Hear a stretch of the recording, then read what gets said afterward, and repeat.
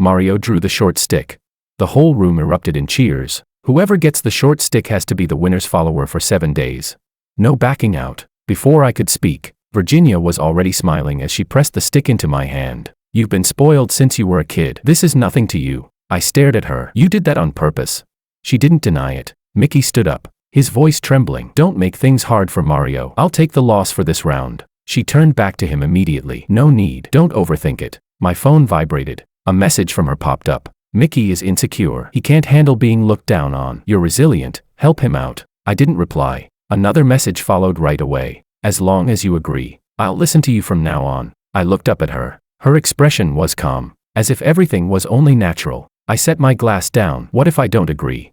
Her face turned cold. Mario, if you can't handle losing, then our marriage is off. The air froze instantly. Everyone was staring at me. She thought I would back down. After all, the wedding was next month. I stood up. Since you're using the engagement as leverage, in front of everyone, I took off the ring and placed it on the table. This marriage is cancelled. Chapter 01. That day of the company retreat, I hadn't planned to attend. The marketing department's quarterly results had just come out, so good they were almost blinding. I knew what was mixed into that good, but I said nothing. I'm Mario, 30 years old, one of the company's founders, holding a decent share. On the surface, I carry the title of department manager. To outsiders, I'm always mild-tempered, easy to talk to, rarely slamming the table in meetings. But the real decision-making power has never been on the conference table. The retreat was held at a resort on the outskirts of the city. We booked an entire banquet hall floor. The lighting was warm yellow. Crates of beer kept coming in, and the younger staff were especially lively. Virginia sat on my left. She's the head of the marketing department, and my fiancée. In others' eyes,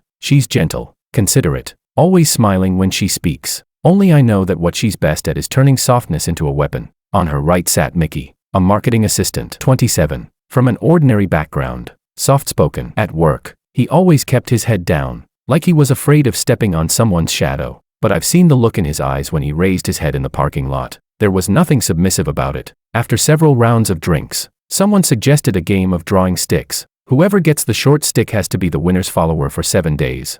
Cheers broke out everywhere. I wasn't interested, but I didn't refuse either. Virginia stood up to host, smiling naturally. We're all colleagues. It's only fun if there's some excitement. She handed the container of sticks to me. Mario, you go first. Her voice was soft, almost like she was acting cute. I reached out and drew one short stick. Laughter exploded around me. I looked up at her. Her gaze stayed on me for only a second before shifting to Mickey. He lowered his head and said softly, maybe we should just drop it. Mario is the department manager. Don't make things hard for him. That's what he said. But his hands didn't move. Suddenly, Virginia stood up, her voice carrying a hint of grievance. Mario is the department manager after all. Everyone, let's not make things difficult for him. Let's just say I lost this round. I'll take the punishment. The room fell silent for a moment. On the surface, she was helping me out. In reality, she was telling everyone I drew the short stick, yet couldn't even afford to lose a simple game. My phone vibrated. A message from her. Mickey is insecure. He can't stand being looked down on. You've been spoiled since childhood. You're strong under pressure. It's just 7 days of being a follower.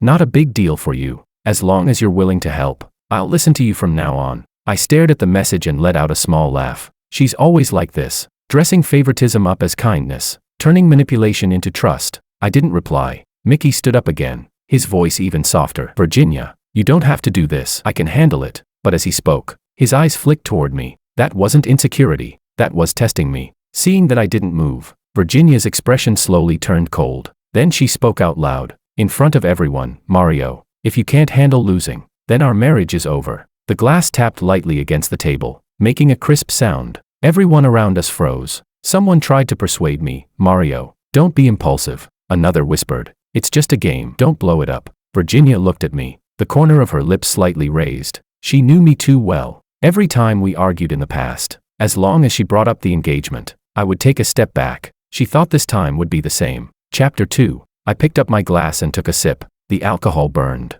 I set the glass down. Since you're using the engagement as a bargaining chip, then this marriage is cancelled. It felt like the air had been sucked out of the room. Someone dropped their chopsticks onto the floor. Mickey's head snapped up. The smile on Virginia's face froze. What do you mean? Her voice tightened. Exactly what it sounds like. I stood up and looked at her. The engagement is void. Starting now. She stared at me, as if trying to figure out whether I was acting. Stop messing around. I'm not. My voice was calm. Didn't you say the marriage was over? Then I'm just giving you what you want. Her face gradually turned pale. Mario, calm down. Her tone softened, like she was coaxing me. I suddenly found it a little amusing. She thought I was acting on impulse, but I had been waiting for this day for a long time. At that moment, Mickey stepped forward, trying to ease the tension. Mario, don't let me affect you too. I looked at him. This has nothing to do with you. I simply believe a marriage shouldn't be controlled or manipulated. If you're already using breaking off an engagement to control someone now, then after marriage, it'll just become threats of divorce over and over. An endless cycle. Isn't that right? His lips moved, but he said nothing more. The murmurs around us grew louder. People began whispering, "Is this for real? Aren't they getting married by the end of the year?" Virginia finally couldn't hold herself together. Mario, are you saying all this just to embarrass me? Embarrass you? I looked at her. When you shoved that short stick into my hand just now, did you think about embarrassing me?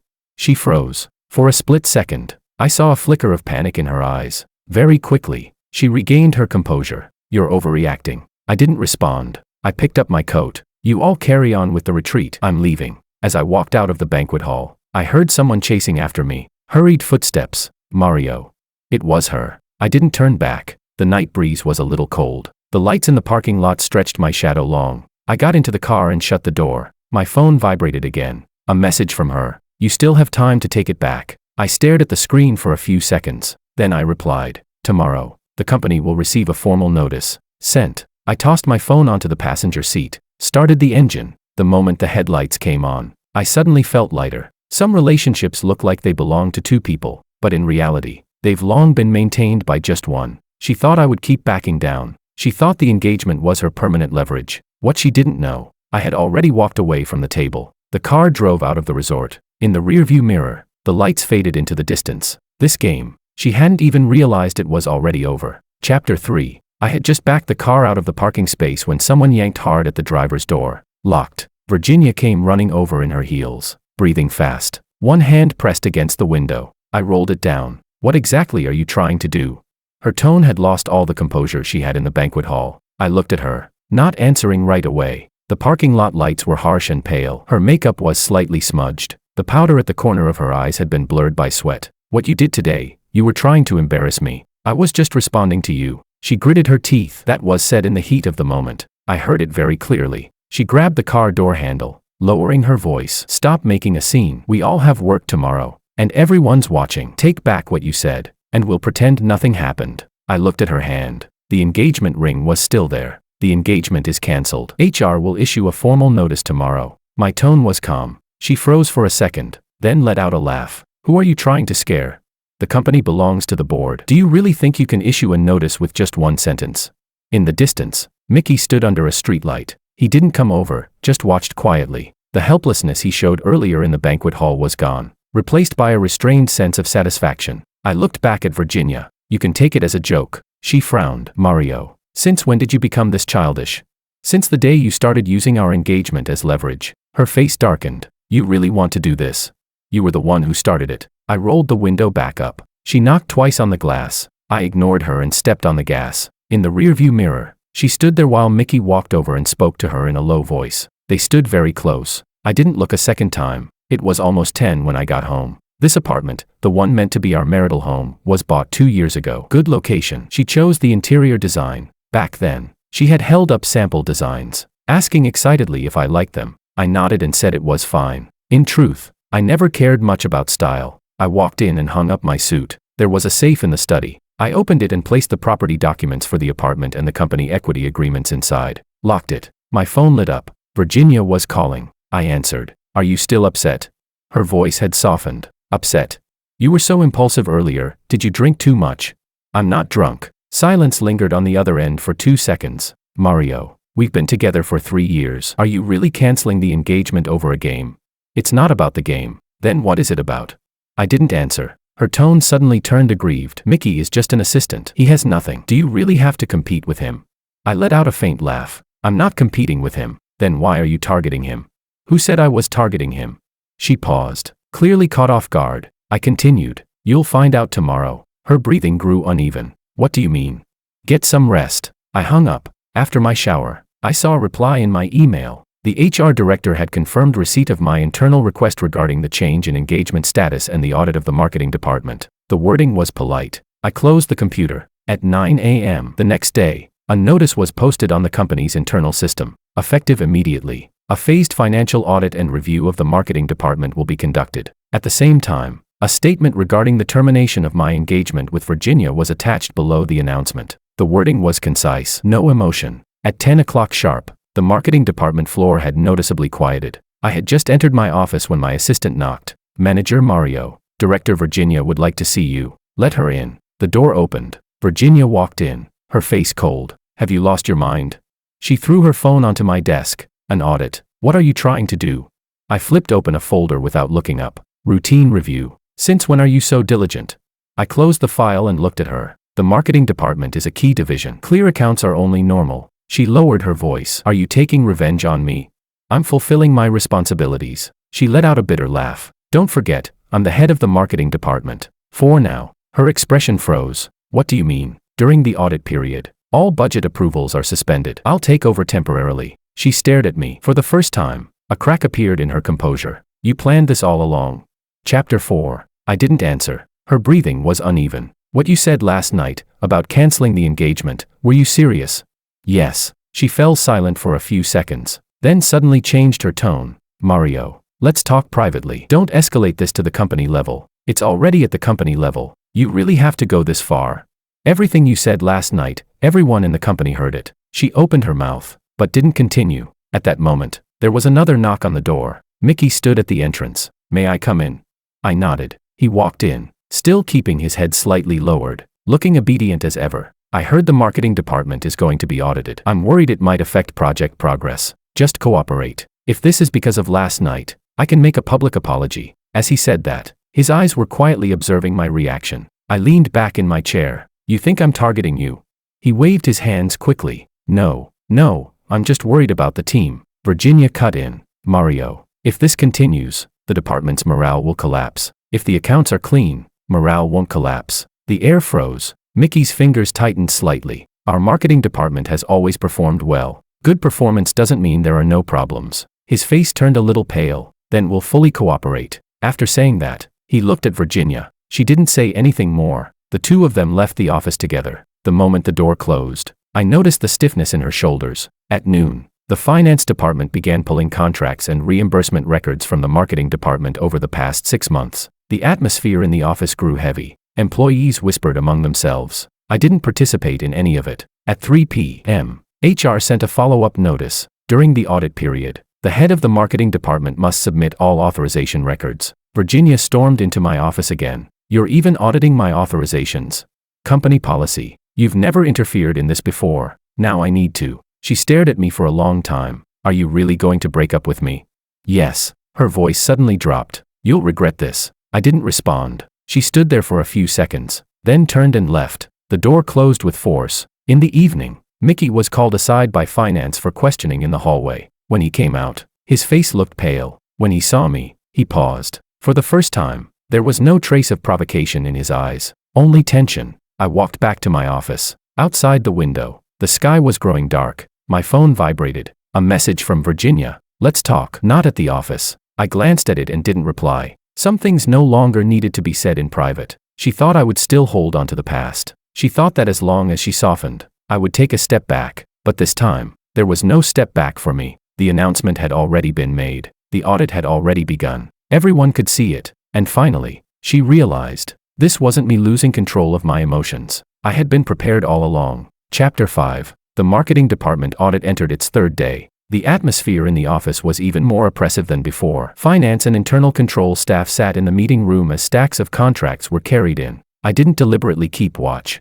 At 10 a.m., the weekly company meeting began. This was a fixed meeting attended by all department heads. It was usually relaxed. Today was clearly different. The meeting room was full. Virginia arrived early. Sitting by the window, her makeup was flawless. Her expression restrained, no trace of last night's agitation. Mickey sat beside her, flipping through documents with careful movements. I was the last to enter. Sat down. The meeting began. After the operations department finished reporting, it was the marketing department's turn. Virginia stood up, her voice steady. Regarding the recent audit of the marketing department, I'd like to make a brief statement. She glanced at me. The team has been pushing projects under high pressure. There may be minor flaws in certain processes, but the overall performance speaks for itself. As she spoke, there was a faint note of grievance in her tone. If personal emotions are affecting the department's operations, I'm willing to take responsibility. Someone in the room coughed lightly. It was a clever statement. She didn't name anyone, but it naturally directed suspicion toward me. I didn't interrupt. She continued. The personal matters between Mario and me shouldn't involve the company. Several gazes shifted toward me. I picked up my glass of water, then set it down. At that moment, Mickey stood up. Leaders, if this audit is because of me, I'm willing to resign voluntarily to avoid affecting the team. He sounded sincere, even a little choked up. I'm just an assistant. I don't want my personal situation to bring doubt onto the marketing department. A few department managers exchanged glances. Someone whispered, the young guy has a sense of responsibility. Virginia reached out and pulled him slightly. Don't be impulsive. The coordination between them was seamless, as if they were the misunderstood side. I opened the folder in front of me. Are you done? The room fell silent. Virginia looked at me. Do you have anything to add? I pushed a few printed pages to the center of the table. These are the marketing department's expense details over the past 6 months. My tone was flat. Ad placements, channel rebates, outsourced planning costs. The numbers look very good. I paused briefly. Also very concentrated. The finance director looked up. Mario, what exactly are you implying? I turned on the projector. A spreadsheet appeared on the screen. From June to August, marketing promotion expenses increased by 40% year over year. But during the same period, the growth rate of signed clients was only 15%. The sound of pages flipping filled the room. Virginia frowned. Market competition has intensified. Rising costs are normal. Normal. I nodded. Then let's look at the details. I moved to the next page. In July, 3 outsourcing contracts totaled $1.8 million. The vendor name is the same. The contact person is the same. The registered address is the same office building. Mickey's fingers froze. Virginia's expression tightened. This is a planning company our department consistently works with, she explained quickly. A common partner in the industry. Is that so? I pulled up a screenshot of the company's registration information. This company was established less than a year ago, with a registered capital of $500,000. One of the shareholders is Mickey's college classmate. The air froze instantly. Several people looked up at once. Mickey's face turned pale. He's just a friend. His voice became slightly urgent. I wasn't involved in any fund allocation. I looked at him. I didn't say you allocated funds. I'm simply pointing out the related party connection. The finance director frowned. Who approved these contracts?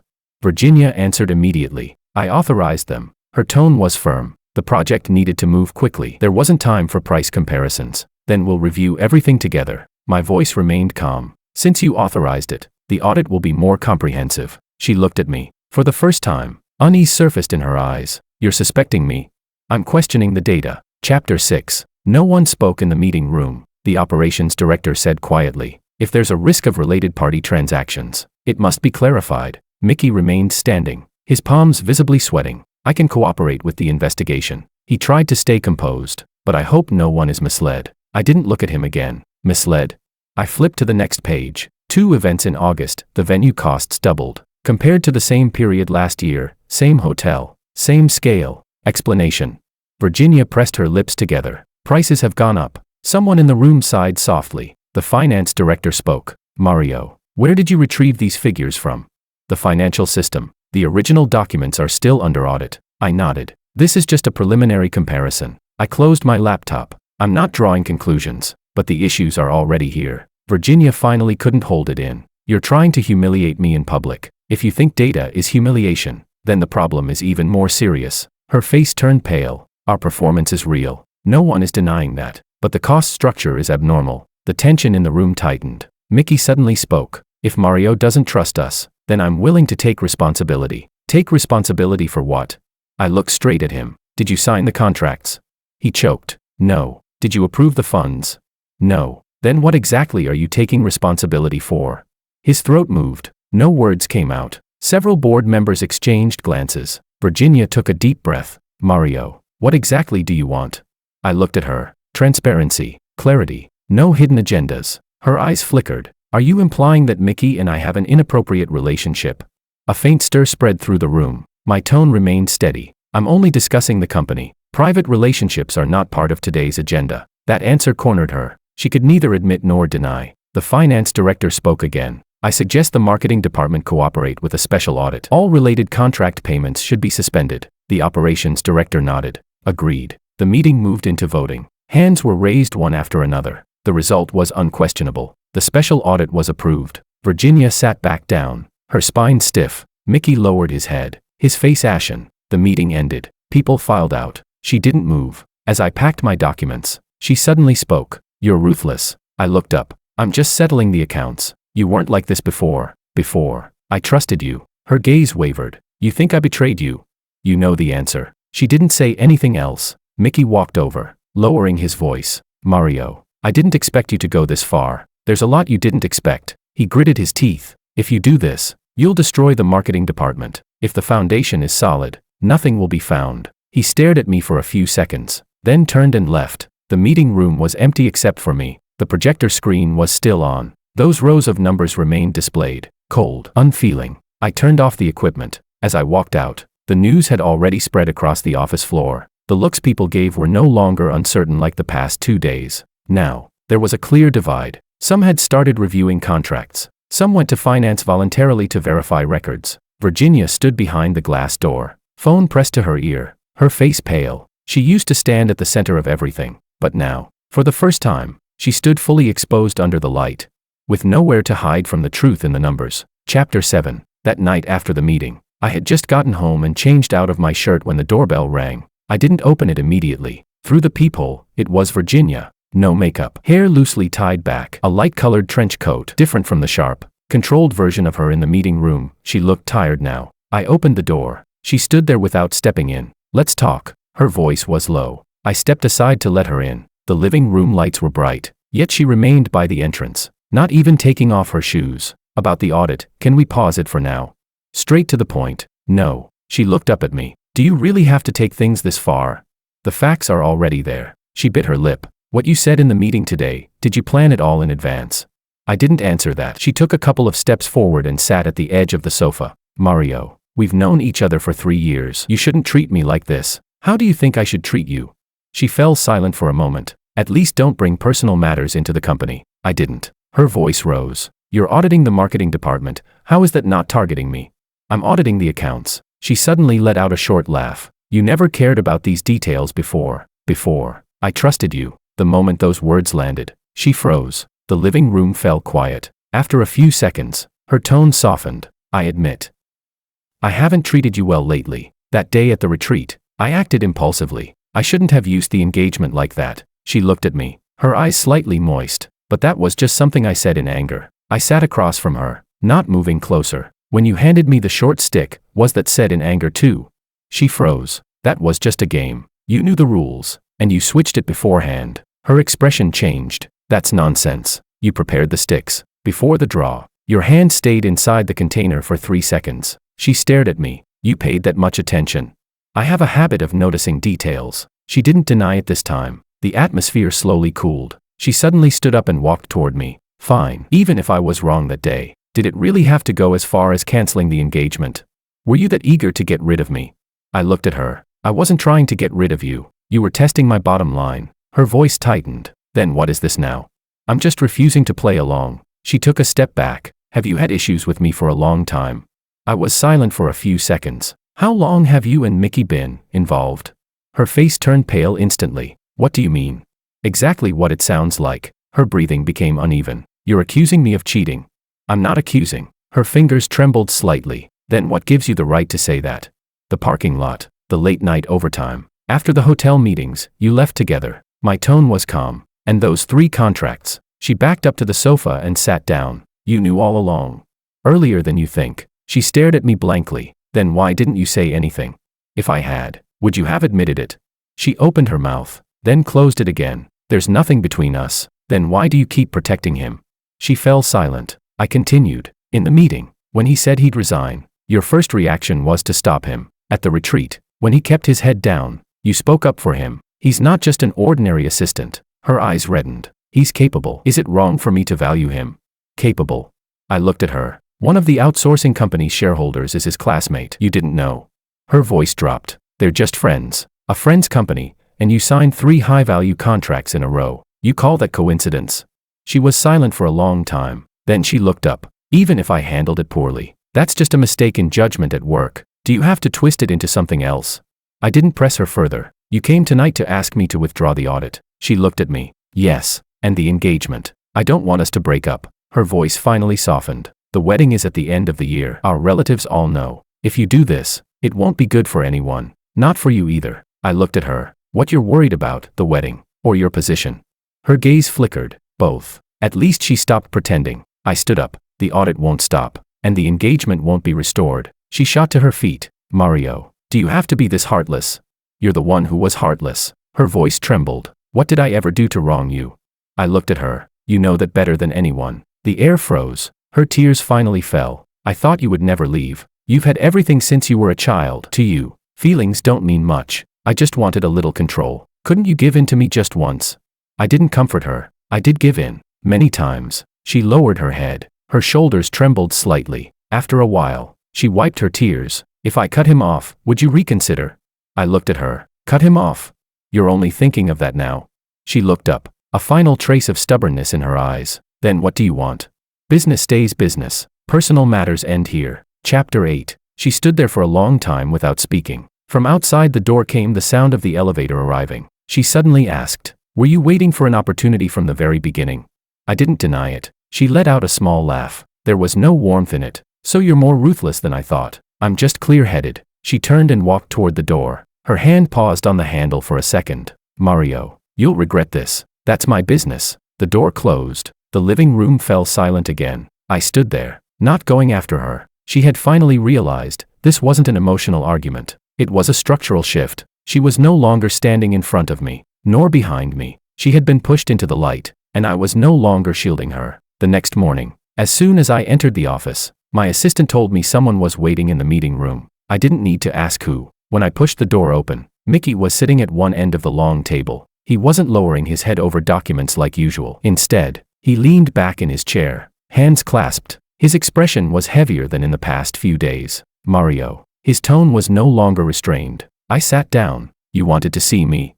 "Yes." He looked straight at me, no longer avoiding my gaze. "We need to talk alone." "We already are." He paused for 2 seconds, then got straight to the point. "Do you really think digging up a few contracts is enough to bring me down?" There was suppressed anger in his voice. I looked at him. "I'm auditing the marketing department, not targeting you personally." He let out a cold laugh. "Stop pretending. You've never liked me. That day at the retreat, you canceled the engagement in front of everyone just to humiliate me. You think because of your status, you can decide other people's fate."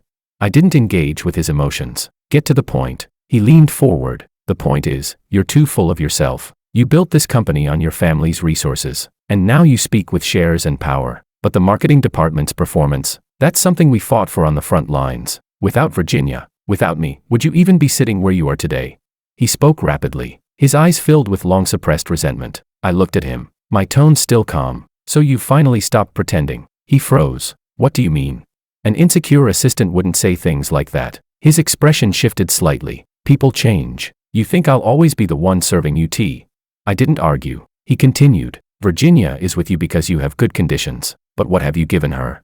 You're busy making decisions, busy controlling shares. What she needs is support, understanding. And that's something you can't give." There was no longer any restraint in his voice. I leaned back in my chair. "You seem to understand her very well, at least better than you." He stared at me. "She'll leave with me sooner or later. You can't live without her. What you're doing now is just to scare her." The room was so quiet that only the hum of the air conditioning remained. I looked at him. "You think I'm acting out of anger?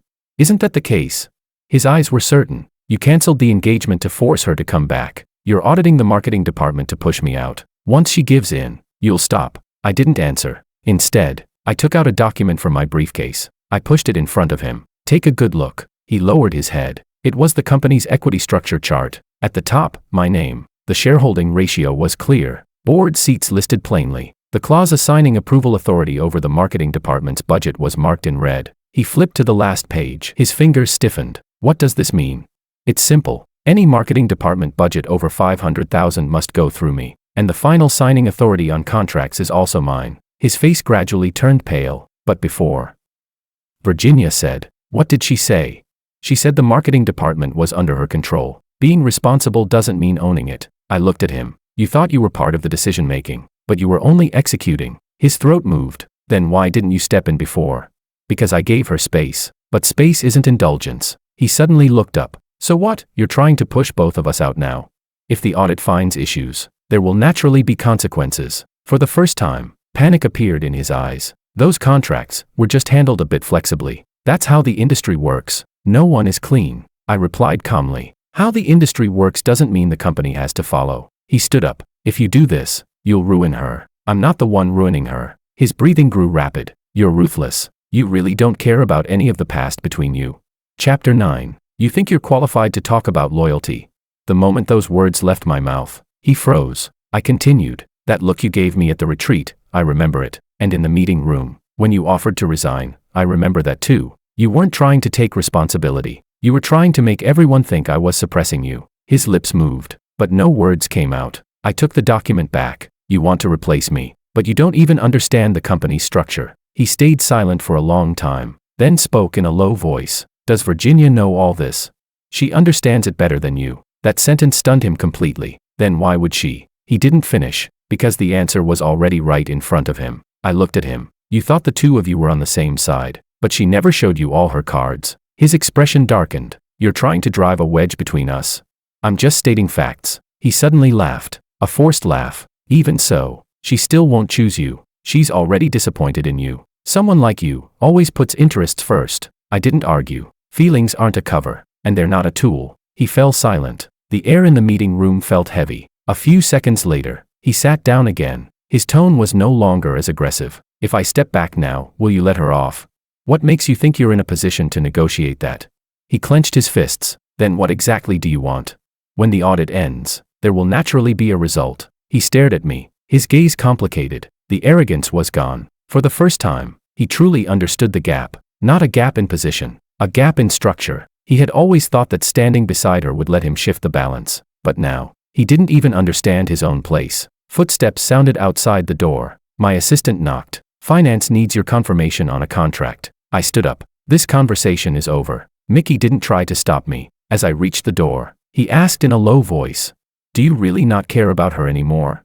I paused for a second. That's not something you need to worry about. I pushed the door open and walked out. The hallway was brightly lit. Inside the meeting room, he remained seated, his back stiff. At that moment, he finally understood. He was never a contender. He had simply misjudged his place. Chapter 10. The special audit lasted an entire week. Finance reviewed every original document one by one. Internal control verified vendor backgrounds, and legal re-examined contract terms. When the meeting notice was sent to the board, no one was surprised. 9 a.m. Boardroom. The long table was filled on both sides. I sat to the right of the head seat. Virginia sat across from me. She wore a dark suit, her makeup precise, her expression restrained. Mickey sat further back. Without speaking rights, the finance director spoke first. Regarding the results of the special audit of the marketing department, we will now present our findings. The projector lit up. The first page showed a cost comparison chart. Within 6 months, marketing expenses had risen abnormally. The second page listed contract details.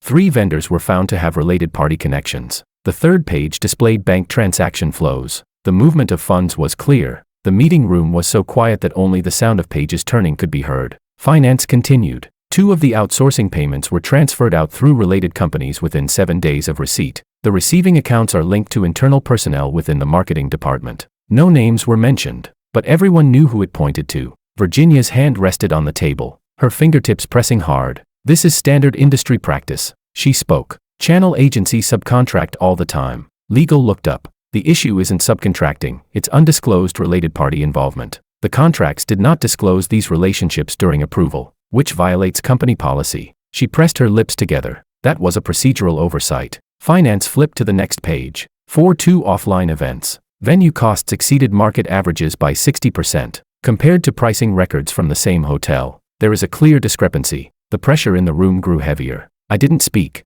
The chairman looked at me. Mario, your opinion?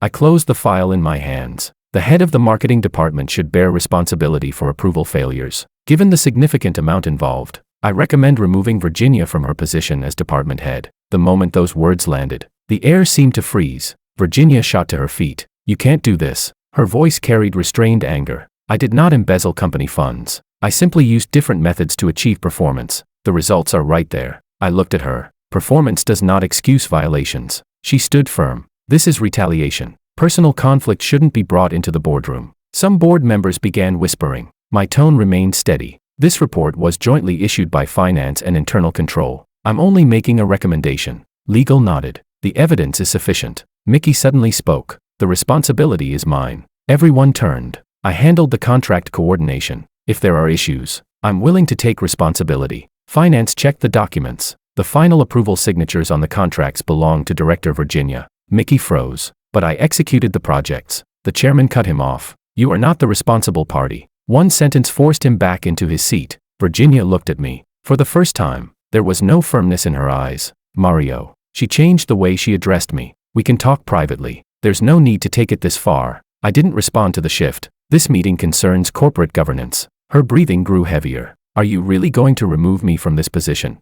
This is subject to board voting. I turned to the chairman. Please proceed with the vote. The meeting moved into the voting process. Hands were raised one after another. The result came quickly. Removal from the position of head of marketing. Suspension pending further investigation. The moment the conclusion was announced, all color drained from Virginia's face. She sat down. Her fingers trembled slightly. Mickey stood up. What about me? Finance answered calmly. Suspension of duties. You are to cooperate with the investigation. During the investigation, you are not allowed to participate in company projects. His lips turned pale. This isn't fair. All procedures are transparent. Legal's tone was even. The atmosphere in the room was heavy. The chairman gathered his documents. Let this be a lesson to everyone. The meeting ended. People left one after another. Virginia didn't move immediately. She stared at the table, unmoving for a long time. I stood up. She suddenly spoke. Are you satisfied now? I paused. This is the system. Don't hide behind the system. She looked up. Her eyes red. You could have handled this internally. I gave you a chance. When? The day of the retreat. She froze. I didn't continue. Mickey walked over to her. Let's go. His voice was low. The sharpness from the past few days was gone. The two of them left the meeting room together. At the end of the hallway, their figures looked hurried. Chapter 11. That afternoon, an internal notice was issued. The marketing department would be temporarily managed by the deputy director. The nameplate on Virginia's office door was removed. Employees stood at a distance, not daring to approach. When I walked past, no one spoke. Everyone knew the situation had changed. In the evening, I returned to my office. The sky outside was overcast. A supplementary financial report lay on my desk. The figures were cold and precise. My phone vibrated. It was Virginia. Let's talk. I didn't reply. 5 minutes later, she appeared at my office door. My assistant couldn't stop her. She walked in and closed the door. You're not leaving me any room at all. The decision has already been made. She stared at me. You planned this from the beginning, didn't you? I just didn't stop things from unfolding. Her voice trembled. Do you even know what this position means to me? I do. Then why would you still do this? A position isn't meant to be used in exchange for feelings. She froze. You think I did all this for him? You know the answer. She suddenly fell silent. After a few seconds, she spoke softly. If I hadn't protected him back then, would you still have done this? I didn't answer hypotheticals. Her expression grew complicated. You've changed. You just realized it too late. She stood there, as if all her strength had drained away. Outside, the sound of people leaving work echoed faintly. The office grew quieter. She finally turned around. At the door, she paused. I won't admit defeat. I didn't respond. The door closed. Only the sound of pages turning remained in the room. This wasn't an emotional confrontation. It was a reckoning. The position had already been removed. The investigation was still ongoing. The situation was no longer under her control. 3 days after the board meeting, HR formally issued the final decision. Virginia was removed from her position as head of the marketing department, transferred away from core business lines, pending further audit conclusions. Mickey's employment contract was terminated, effective immediately. The document was calm and precise, no extra emotion. At 10 a.m., as I walked out of a meeting room and reached the office entrance, I saw the receptionist looking uneasy. Miss Virginia is waiting downstairs for you. I nodded. When the elevator doors opened, she stood in the center of the lobby. No makeup. Her eyes were clearly red. Several employees watched from afar, not daring to approach. When she saw me, she walked straight over. We need to talk. Say it here. She clenched her teeth. You really have to do this. This is the company. She lowered her voice. You fired Mickey. HR made that decision. You know the contract issues were mainly my responsibility. That's why you were removed. Her breathing became uneven. Couldn't you leave him a way out? He signed off on project involvement and failed to disclose related party connections. The company can't pretend not to see that. She stared at me. Her eyes filled with anger and helplessness. You did this on purpose. If I had truly done it on purpose, he wouldn't have just been terminated. She froze. The lobby fell quiet. She suddenly let out a laugh. So you had it all planned. Step by step. You pushed us to this point. I pushed you. I looked at her. Did I sign those contracts? Was the related company my friends? At the retreat, was I the one who brought up the engagement? Her face turned pale bit by bit. Stop talking. Are you satisfied now? I didn't answer. She suddenly stepped forward. What about the apartment? The topic shifted abruptly. We chose it together. I picked the design. And now you just cancel everything like that. The property is registered under my name. Her voice rose. That was meant for our marriage. Meant for doesn't mean it belongs to you. Her shoulders trembled. You're not even going to give me any compensation. No. Chapter 12. She looked as if something had been knocked out of her. Mario, you're ruthless. I admit the contract issues. I accept losing the position. But what about our relationship? I looked at her. Feelings aren't a transaction. And they're not a shield. Her tears finally fell. Some people in the lobby turned their heads away, not daring to watch. She tried to suppress her sobs. I regret it. I really regret it. Can you give me one more chance? It was the first time she said it. No posture, no calculation, just panic. I didn't step closer. A chance isn't something you only remember now. She wiped her tears forcefully. There really wasn't anything like what you think between me and him. He was just helping me with the workload. Those contracts. I just chose convenience. I never meant to harm the company. My tone remained flat. The result has already happened. She looked at me, as if grasping for a final thread. If I leave the company, would you reconsider us? No. The answer came without hesitation. She froze. The last trace of hope in her eyes went out completely. At that moment, a commotion came from the entrance. Mickey rushed in. Security followed behind him. I need to see Mario. His voice was hoarse. His clothes were wrinkled. His expression anxious. I looked at him. What is it? He walked up to me. Termination. I can accept that. But you can't put all the responsibility on me. I didn't take anything. The money didn't go into my account. I looked at him calmly. No one said the money went to you. You were involved in the contract process. The company has records. His breathing became rapid. You're driving me into a corner. How am I supposed to find another job after this? That's something you need to think about. He turned to Virginia. You're just going to stand there and watch.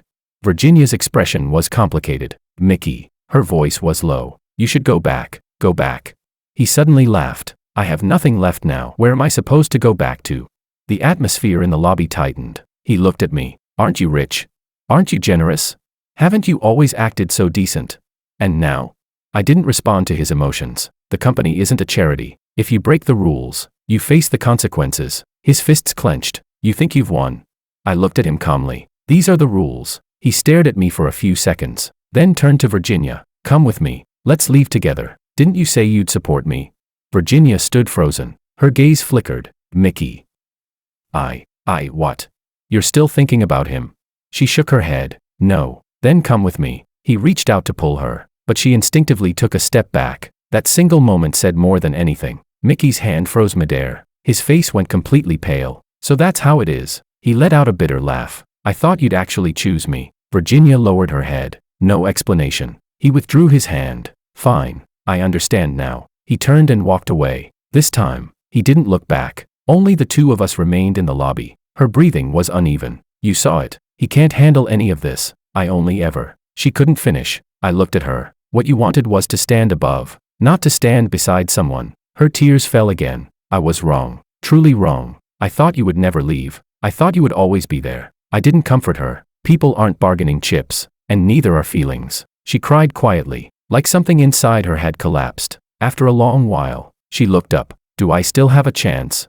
No. This time, she didn't argue. She straightened herself. Her eyes were empty. Okay, I understand. She turned and walked out. Her steps were unsteady. The lobby doors opened and closed. The glass reflected her departing figure. The company returned to its rhythm. Some people went back to work. Some whispered quietly. Everything seemed to fall back into order. Except, some people would never come back. Chapter 13. A month later, the acting head of the marketing department was officially promoted. The new director, surnamed Joe, had been transferred from operations. He worked decisively, with clear processes. In the first week, he reorganized all outsourcing contracts. In the second week, he cut off 3 long-term vendors with poor cost performance. In the third week, he adjusted the advertising structure and reduced the budget by 20%. At the end of the month, the financial report showed that profit margins had actually improved. In the meeting room, the board members looked at the data and said little. Some nodded. The company no longer discussed who was right or wrong. Only results mattered. I sat to the right of the head seat, flipping through documents. The atmosphere in marketing meetings was much cleaner than before. No hints, no probing. Execution was simply execution. After the meeting, Director Joe stayed behind. Mario, please review the new budget plan. I looked through it and signed. Proceed as planned. He nodded and left. The office returned to silence. Outside the window were city high-rises, reflecting the fading daylight. My phone vibrated. An unknown number. I answered. Mario, it's me, Virginia. Her voice was much softer than I remembered. What is it? I changed my number. She paused. I just wanted to let you know. Noted. There was silence on the other end for a few seconds. How is the company lately? Normal. The marketing department has a new head, right? Yes. She gave a faint laugh. He's doing well. I didn't respond. She seemed like she wanted to say something, then stopped. I've been looking for a job. I've interviewed at a few places. When they ask why I left, her voice dropped. I say it was an adjustment. They seemed to find out anyway. My tone was steady. The industry isn't that big, I know. Her breathing grew slightly uneven. Mickey left. I heard he went to another city. I didn't ask for details. Are you still in touch? No. She answered quickly, then added. He blames me. Says I didn't go with him back then. I looked out the window. That's between the two of you. Silence followed. After a while, she asked. Mario, do you really feel nothing for what we had? It's already over. Just like that. Yes. She inhaled softly. Are you still living in that apartment? Yes. I still have some things there. I'll have them packed and left with the property management. She didn't object. Okay. A few seconds later, she suddenly asked. Can you give me another chance? This time, her voice was very soft. No crying, no desperation. Just one last attempt. My tone didn't change. No. She didn't hang up immediately. Her breathing was clear. I understand, she said. Actually, I already knew that day in the lobby. I just wanted to ask one more time. I didn't respond. Are you doing well now? She asked. I'm fine. That's good. The call ended. I placed the phone back on the desk. I didn't block the number. Didn't save it either. Just a number. In the evening, I stood in front of the floor-to-ceiling window in my office. The city lights gradually came on. My reflection appeared in the glass. This past month had moved quickly. The audit ended. The department restructured. Contracts renewed. Many people had asked whether it would affect the company's reputation. The answer was clear: when direction is firm, the team adapts quickly. Later, my assistant knocked. The materials for tomorrow's signing ceremony are ready. Leave them on the desk. Understood. The door closed. On the desk lay the contract for a new channel partnership. Not a large amount, but the terms were clear. No room for ambiguity. I flipped through the last page and signed. My phone vibrated again. A message. Sorry. Just that one word. No name. I knew who it was. I looked at it for a few seconds. Didn't reply. The screen went dark. I opened my contacts. Found the number. Deleted it. Without hesitation. Night had fully fallen outside. The city was still bustling. The end of many relationships doesn't come with dramatic scenes. It's just a moment, when you realize the other person is no longer part of your future. She once thought I couldn't live without her. Thought the engagement was a lasting card she could always play. But once that card was torn apart, it turned out to be nothing more than paper. I turned off the office lights. Walked out. The hallway was quiet. The elevator doors slowly closed. In the reflection, my expression was calm. Feelings are not bargaining chips, nor are they tests. Some people think you can't leave, only because you once tolerated too much.